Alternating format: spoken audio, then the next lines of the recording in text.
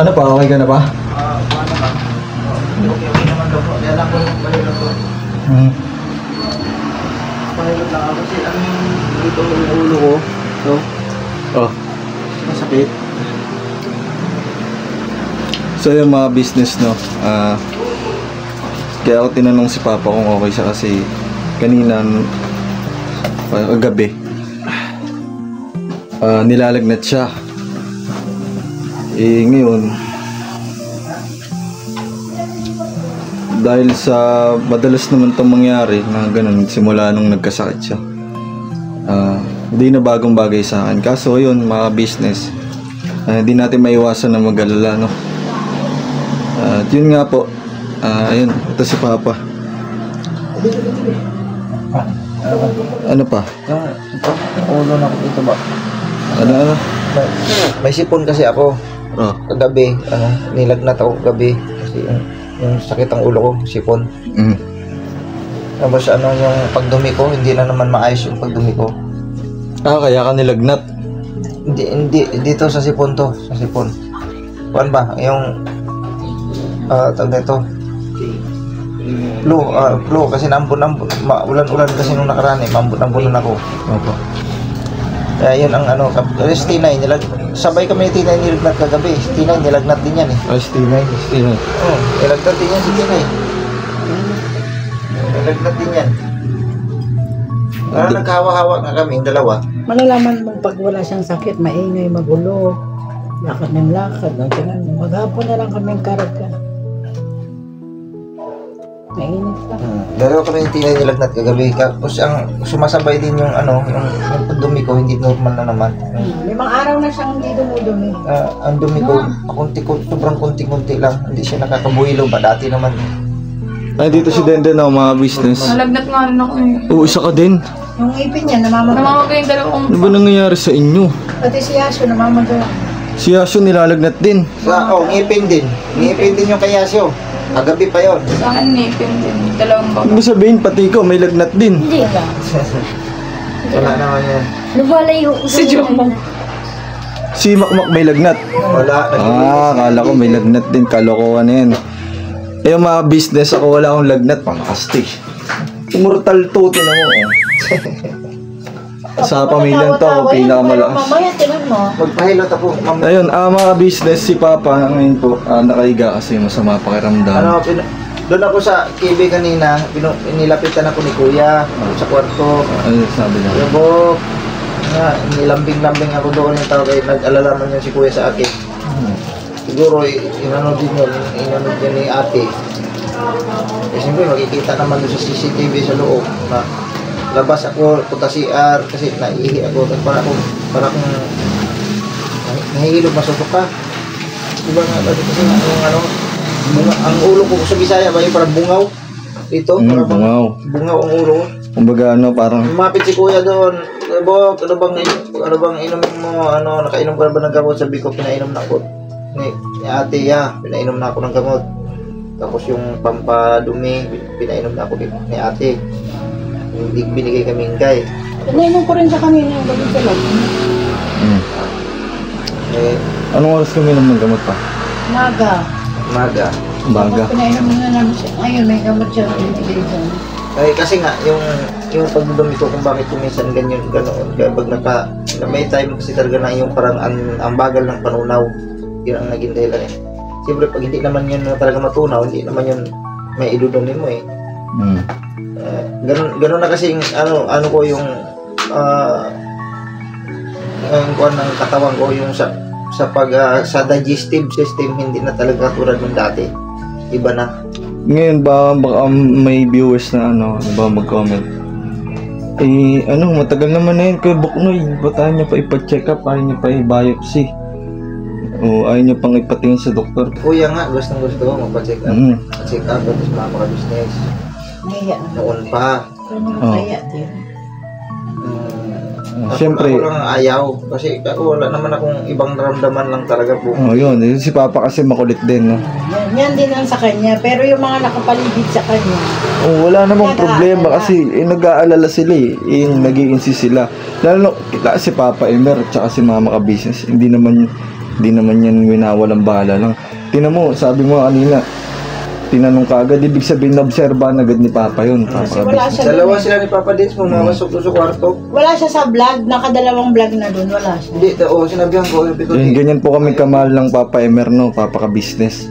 Pag may nakita siyang medyo, tatanong agad yun. Siyempre, nag-aalala din yun, si Papa ito. No, ayun mga ka-business, si Papa, ano nga ulit pa? Nakirot. Hindi, wala namang Wala. Nahirapan ka dumumi. Hindi lang ako nakakadumi, hindi agad. Wala namang Utot lang ako ng utot.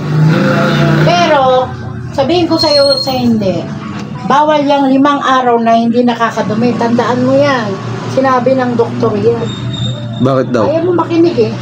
Lalaki uli bito ka niyan. Saan lalabas yung tayo niya? Hindi naman lumalabas. O, di ba? Yung dumi niya. Kailangan yan araw-araw. Dumudumi. Magugulat ka na naman. Ilang araw ko na bang di nakakadumi pa? 5. Ang 5 na ngayon. Ibig sabihin wala talagang lumalabas? Mayroon, kunti-kunti lang. Regular dapat yan Hindi na siya may nailalabas nakakadumi yan. Kasi dati, pag dumudumi, marami talaga. Ang kunti-kunti lang. Kaya yan sa nilalagnat, ganun din ang kaso niya noon. Nilalagnat, may trangkaso, may sipon, kasi hindi siya nakakadumi noon, 1 week. 1 week siyang hindi nakakadumi. O ngayon, 5 araw.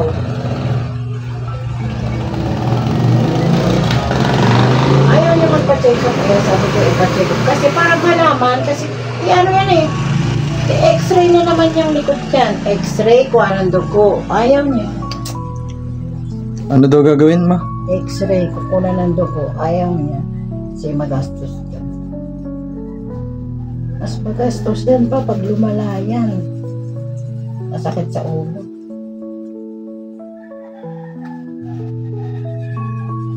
Anong gagawin natin, ma? Ano?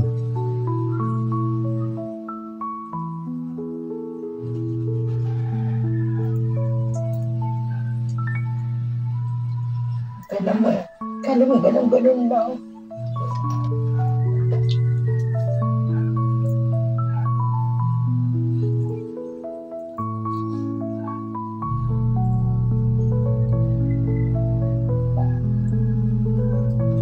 Kulang nagsasabi niya wala kang nararamdaman.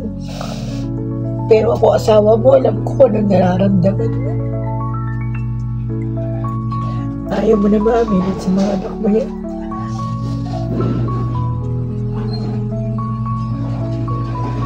Kahit ka na kuya, hindi mo naman inaamin yan eh. Wala ate. Pwede mo pag-upo mo nga, kumikirot, di ba? Pwede mo pagtayo mo dyan sa higaan mo, kumikirot yan. Hindi mo masabi sa kanila, di ba? Kasi nahiya ka. Dadagdag din tayo. Dadagdag na naman tayo sa ano nila. Sa isipin nila. Ayaw mo magsabi. Tandaan mo, marami kang anak pa. Pwede naman tayo mangutang kung pwede. Para lang makapagpa-check up kayo. Ayaw mo lang. Kailan tayo kikilos? Kapag hindi mo na kaya tumayo, hindi ka na makagapang. Yung sumusuka ka na naman, yan ang gusto mo eh. Ayaw mo sabihin yung totoo. Kung yung asawa mo ko nahihirapan eh. Alam mo ba? Ganyan na nangyari nun sa'yo bago ka maoperahan. Tandaan mo yan.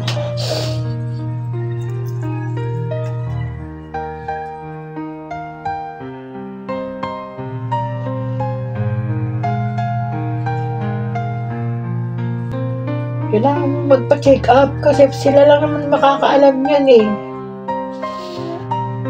Hindi po pwedeng hindi ka tumatay. 1 araw, 2 araw, kailangan yan tumatay ka. Magugulat ka, sasabog na yung tiyan mo. Ayun pa, ano mo pa? Nasa iyo kasi yung desisyon yan pa kung gusto mo gusto mo bang magpa-check up o ano. Kasi sa amin, wala mang problema. Kaso ikaw yung Katawan mo yan eh. Hindi nga siya kumain. Maghapon kumain ba yan? Ayaw niyang kumain. Bakit daw ayaw mo kumain pa? Ayaw ko.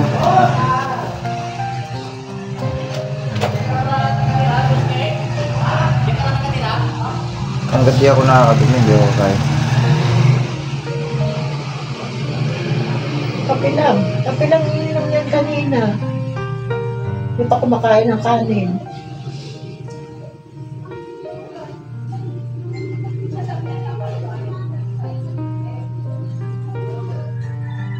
Saka kay kilos, saka ka magpapaano pag ano na huli ng lahat.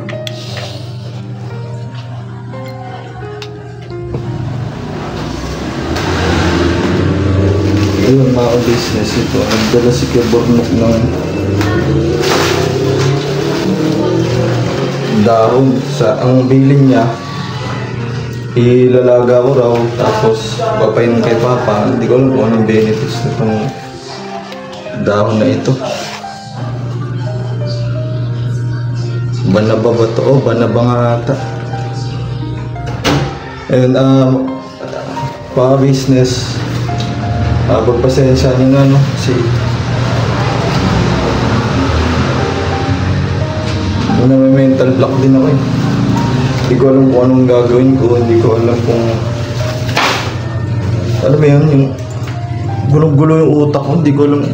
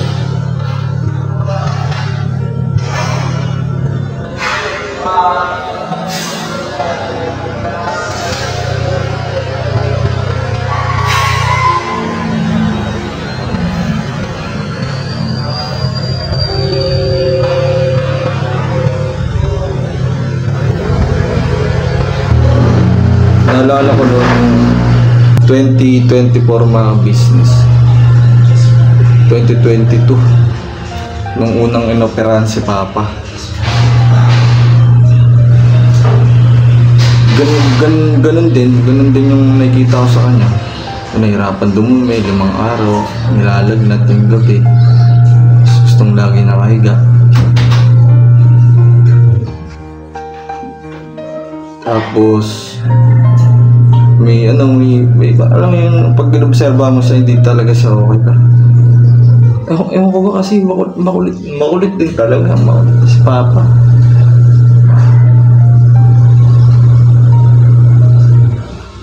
Pinipilit niya na kayanin, ganun.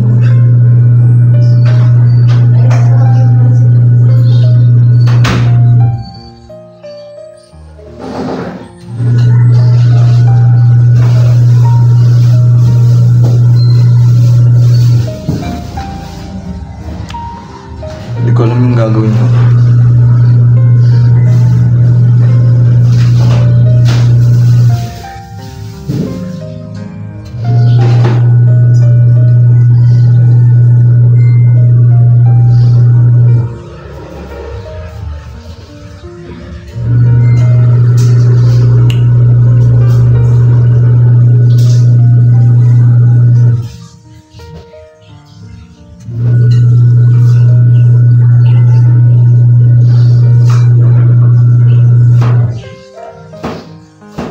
Gusto ko lang sabihin sa ate ko kung nanonood man siya mga business, huwag masilong mo to. Tignan mo kung panoorin mo to, kung nanonood lang. Panoorin mo to. Baka isipin mo, ano lang, vlog lang. For views, ganun. Kumita ng malaki. Ito ko nagkamali.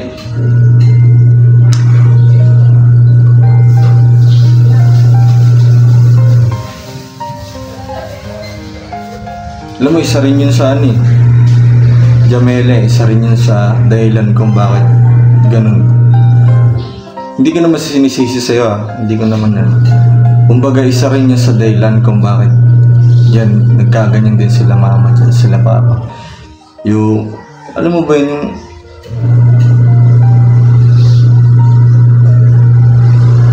parang bigat sila. Bigat na hindi mo maintindihan. Kasi nagpatong-patong na problema sa'yo, yung may sakit pa si papa. Tapos, iba-ibang problema.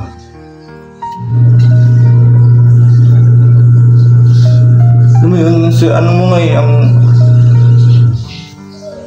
ikaw, lagi ka nilang gustong makita, gusto ka nilang nami-miss ka nila. Tinig ka din sa dibdib Alam mo yun,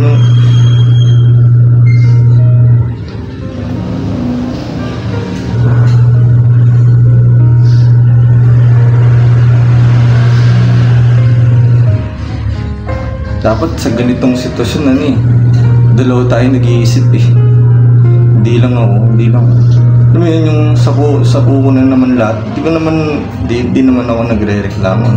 Siyempre may nararamdaman din ako, mga business. Tao din ako Hindi naman ako robot Naabot din ako naman.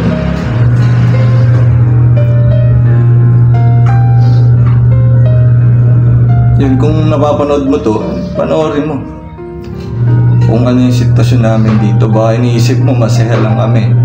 Iniisip mo happy lang. Pero hindi mo alam kung ano yung mga nangyayari dito, kaya ayoko kitang i-please na ay, saglit man lang magpakita man lang kala papa. Makita man lang nila, malaman lang nila na okay ka.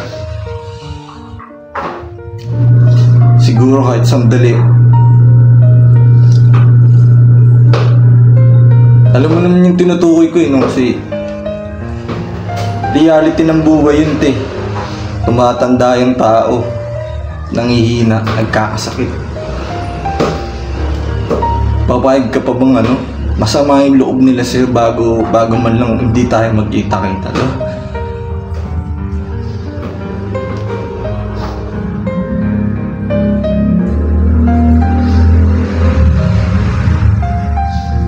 Kung iniintindi mo yung hiya, nilalagay yan yung hiya kasi nilalagay sa lugar niyan, hindi naman yan. Sino bang may kagagawan kung ba't ka nagkaganyan, di ba? Hindi. Kung may magandang nangyayari sa buhay mo, kagagawa mo yun. Kung may pangit, kagagawa mo rin yun.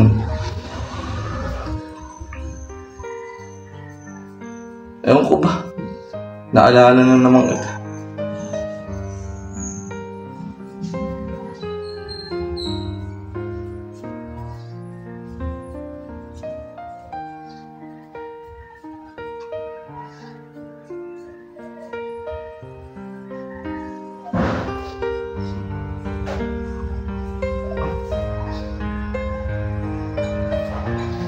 Itong taong to, Jamela, sabihin ko sa'yo,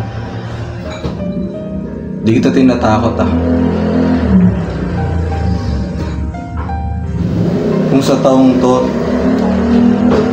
kahit anino ng mukha mo, hindi man lang nila makita. Ako okay na ako, hindi kita makita. Kahit sila man lang. Kasi dismayado sila sa'yo. Alam mo yun, yung proud sila sa'yo, ang laki ng expectation nila sa'yo. Ganun gagawin mo. Diba?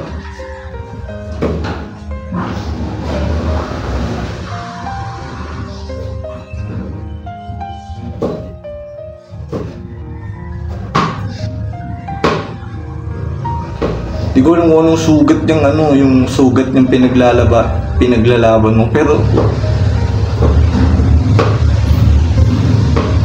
tignan mo naman, ano ka naman. Tumansya ka naman.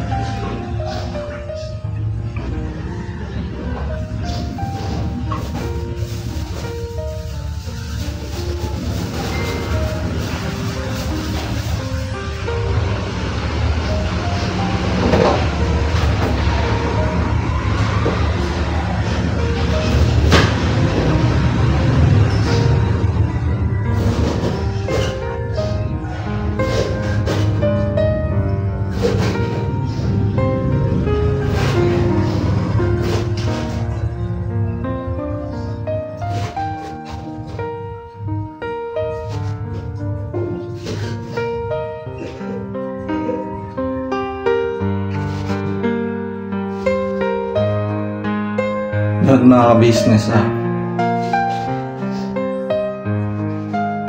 ewan, nangihina ako eh. Hindi ko alam kung ano itong nararamdaman ko. Ano itong sabi ko lang mga business.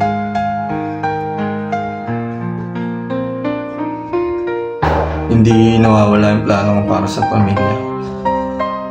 At ito, dumarating yung ganitong pagkakataon, yung subok. Tingin ko may daylan to, ba't ito nangyayari? Either sinusubok na naman ako, kaya pamilya namin. Pero, ayun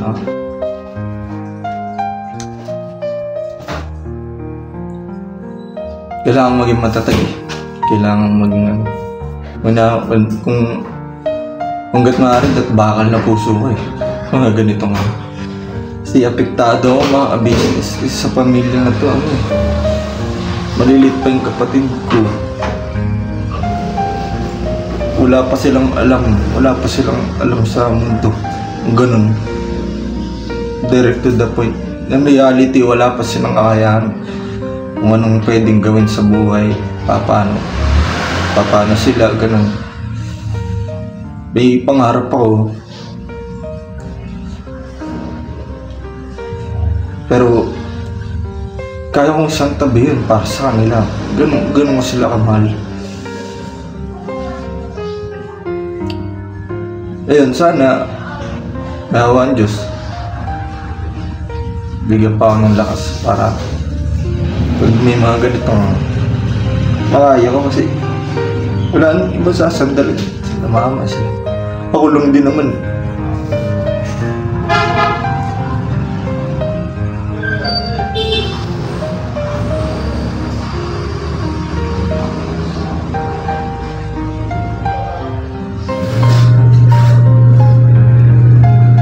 Yung iba, pasensya na po mga business Yung iba kasi, ganito pananaw pagdating sa anak. May mga anak kasi pasaway. Totoo yun. Dalawang uri ng anak may pasaway, may matino. Ako yung nahanay sa pasaway. Isa ako dun. Pero natutunan ko nung bata pa, no? Nung tumanda ako, siyempre nagmamature, na-realize mo yung mga pagkakamali.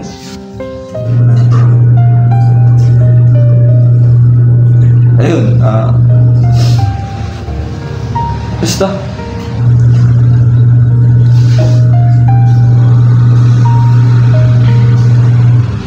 kakayanin. Kung ano man yung mangyari, huwag naman sana.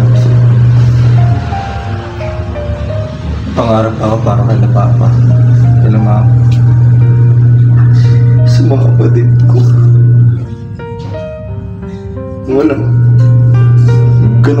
Kung alam lang nila gaano ko sila. Hindi ka sa pamilya kasi hindi ako ma-open hindi ako maano sa kanila. Hindi ako nagsasalita pag may mga gusto ko, may mga pinagdala. Hindi. Hanggat maaaring problema. Ako lang mismo ako lang susulba nun. Hindi ko yan sa akin. Siniya ako. May awa Diyos, naging malakas pa ako.